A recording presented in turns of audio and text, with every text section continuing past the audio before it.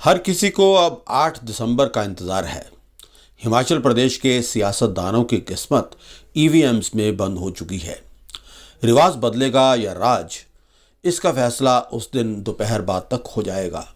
हालांकि भाजपा के नेता लगातार जीत का दावा कर रहे हैं, लेकिन जमीन पर हालात बहुत ज़्यादा साजगार नजर नहीं आते। जो आकलन हुए हैं और जो खबरें छन छन कर बाहर आ रही हैं, उससे लगता है कि भाजपा के कई दिग्गजों को मुश्किलों का सामना करना पड़ सकता है।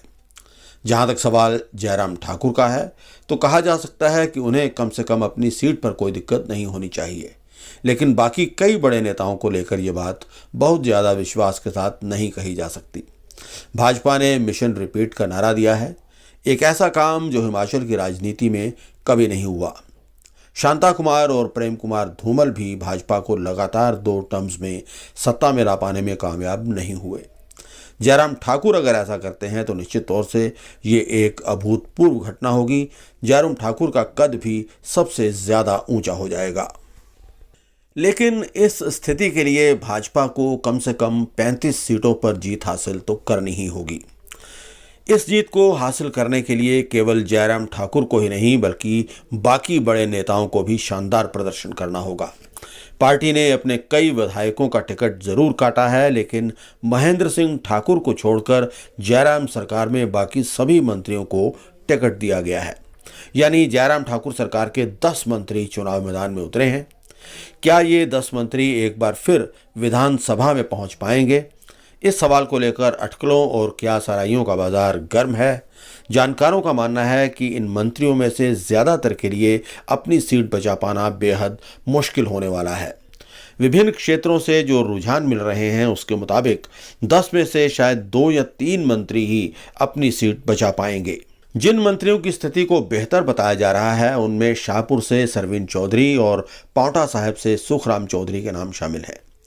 शाहपुर मेजर विजय सिंह मनकोटिया का इलाका है। यहाँ त्रिकोणीय मुकाबला भाजपा, कांग्रेस और मनकोटिया के बीच होता रहा है, लेकिन विजय सिंह मनकोटिया अब भाजपा में शामिल हो चुके हैं। उम्मीद की जा रही है कि मनकोटिया का वोट सरवीन को हासिल होगा। अगर ऐसा होता है तो सरवीन चौधरी के दोबारा विधानसभा में लौटने की संभावनाओं से इनकार नहीं किया जा सकता। पांवटा साहब में सुखराम चौधरी को भी त्रिकोणीय संघर्ष का लाभ मिल सकता है। यहाँ कांग्रेस के साथ साथ आम आदमी पार्टी भी टक्कर में है। आम आदमी पार्टी के मनीष ठाकुर भी पुराने कांग्रेसी हैं, यानी कहीं ना कहीं सेंध कांग्रेस के वोट बैंक में लगने वाली है और फायदा सुखराम चौधरी को हो सकता है। सरवीन चौधरी या सुखराम चौधरी भले ही कुछ बेहतर स्थिति में नजर आ रहे हैं, लेकिन फतेहपुर में भाजपा के दिग्गज नेता राकेश पठानिया की हालत ज़्यादा अच्छी नहीं है। फतेहपुर में कांग्रेस हमेशा मजबूत रही है। साल 2017 में यहाँ से कांग्रेस ने अपना आखिरी चुनाव हारा था। उसके बाद से पार्टी यहाँ से 2 चुनाव और 2 उपचुनाव जीत चुकी है। फिर यहाँ भी बागी उम्मीदवार ने हालत खराब कर रखी है। बागी उम्मीदवार कृपाल परमार कितने प्रभावशाली हैं, इसका अंदाज़ा इस बात से लगता है कि खुद प्रधानमंत्री को उन्हें मैदान से हटवाने के लिए फ़ोन करना पड़ा। यही वो सीट है जहां आम आदमी पार्टी ने भी डॉक्टर राजन सुशांत को मैदान में उतार रखा है।